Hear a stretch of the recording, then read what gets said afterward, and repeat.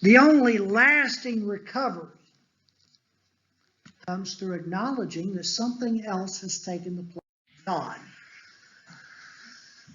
We identify the problem. We accept that we have a problem.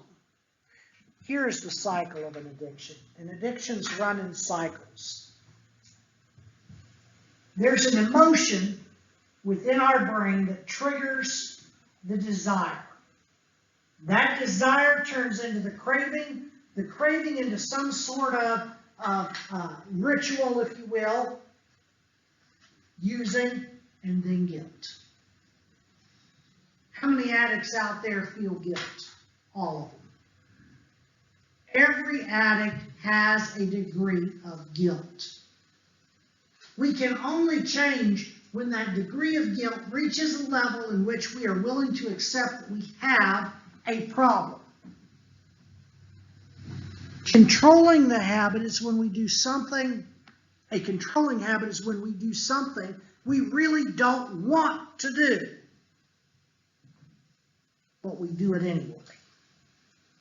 Most people, like my friend Brent, once he realized he had a problem,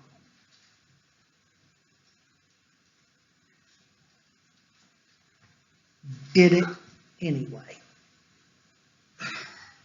Even after losing his family. I want to go back to what the Apostle Paul writes in Romans chapter 7.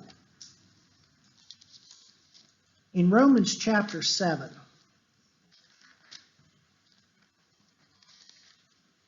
and in verse 15 of that chapter, the Apostle Paul says this, and I want you to think, ask yourself if Paul had an addiction problem. Paul says, "For I do not understand my own actions." Now, Paul's talking about sin of one form or fashion. For I do not do what I want, but I do everything I hate. Now, if I do what I do not want, I agree with the law that it is good. Paul's solution, though, is found in verse 17. So now it is no longer I who do it, but sin that dwells within me. Paul has identified an aspect of his personal life, and he's sharing with us this. He's sharing this aspect. He said, there are things in my life that I do not want to do. He says, I've come to this conclusion. It is no longer I who do it, but the sin that dwells within me. For I know that nothing good dwells in me, that is in my flesh. For I have the desire to do what is right. Paul says, spiritually, I have the desire to do what is right.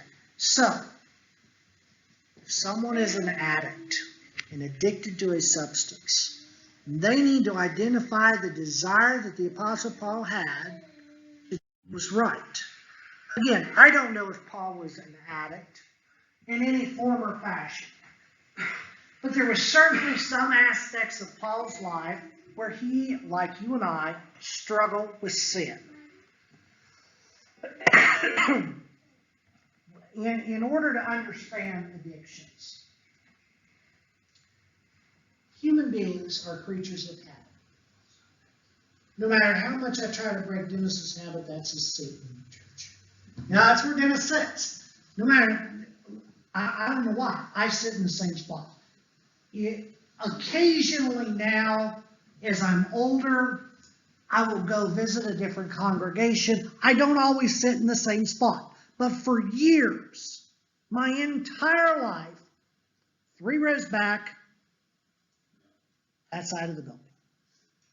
That's where I was, years of my life. If I visited, I would look and I would get to as close as I possibly could to the same spot where I always sat. I promise you it wasn't because my head couldn't turn one direction or the other.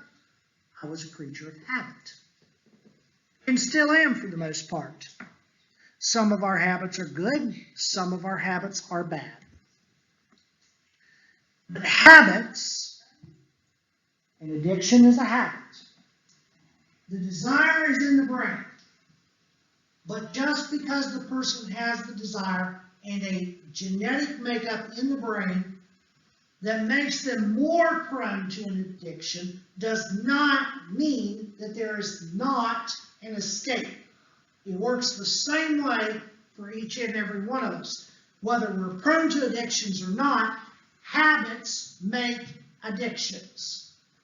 And habits, we use steel cables at work.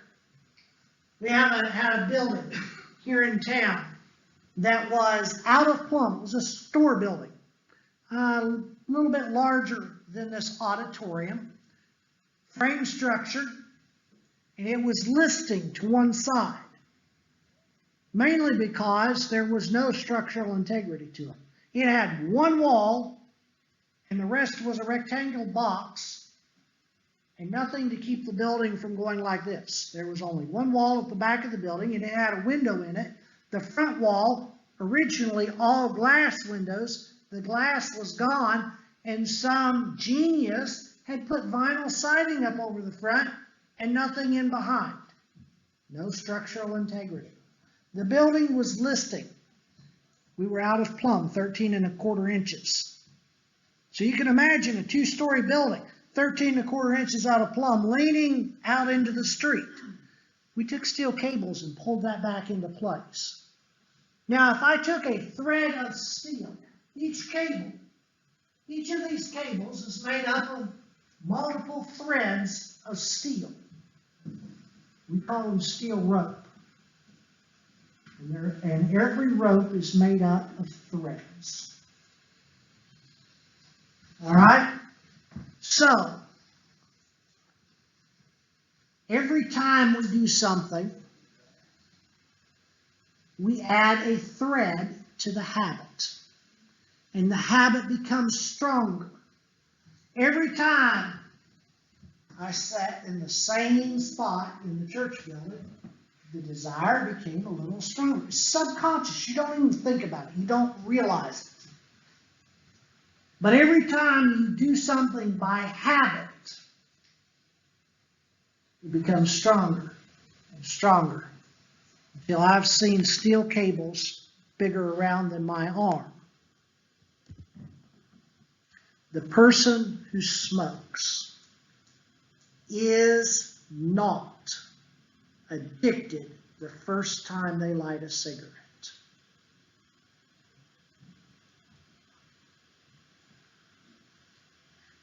But it's after time and time and time again the habit is formed. Maybe you enjoy your addiction. If you enjoy your addiction, you're going to do it more and more and more. A lot of smoking in my family history. I use smoking as an analogy. I had a great uncle on my dad's side, my grandmother's brother, who smoked a pipe. Prince Albert tobacco. I can still smell Prince Albert tobacco. I love the smell. I love the smell of Prince Albert pipe tobacco. Some of the Amish boys that work for me, they smoke pipes and cigars, and that stuff reeks. Gambler tobacco, cheap, yuck. But I'm telling you, my Uncle Bernard Bach, Prince Albert pipe tobacco smelled beautiful. I love the smell of good tobacco. I will not have that stuff anywhere close. A few years ago, Kate said, could we grow some tobacco because it's really supposed to be amazing pesticides. You can make a tea out of it, spray it on your buds, and can you imagine what that does to us? But I said, no, absolutely not. I will not grow tobacco because I know that if I smell those tobacco leaves drying in the fall and winter, there's just a temptation there. And I am not going to go down that road. when we do something without really thinking about it. My grandfathers, both of them, smoked. The first thing they did in the morning, before they got out of bed, light up a cigarette. It was almost a natural reaction to breathing. Again, we could debate all day. Is smoking sinful? I'm of the opinion it's harmful to the human body. That means it separates us from God. But whether or not we talk about smoking, or whether we talk about coffee, whatever it is, we want to talk about. You fill in the blank where your addiction might lie. The problem is when it becomes an addiction and we do it really without even thinking about it or considering it. Now there's a story that is told about holding an elephant. And y'all know how strong an elephant is. Now, I was up in Amish country this past week as well. I had to take some stuff up for some of our Amish neighbors. Atlee Hirschberger had some stuff that went up. And we were actually going up to Kidron to the hog auction, the pig sale, and Atlee wanted some pigs, but in the process, Mount Hope auction was having they now call it their alternative livestock sale, but it used to be called the exotic livestock auction. And so Atlee had some, Benny chickens, and Eli Miller had a parakeet and stuff they wanted to send up to the sale. And so I took them up, and we pull into the Mount Hope auction property, and it's this line of vehicles. And in front of us, in a pen, there's a camel. And over on the other side, we're going to see longhorn cattle and African cattle called Watusis. Now, I didn't see an elephant today.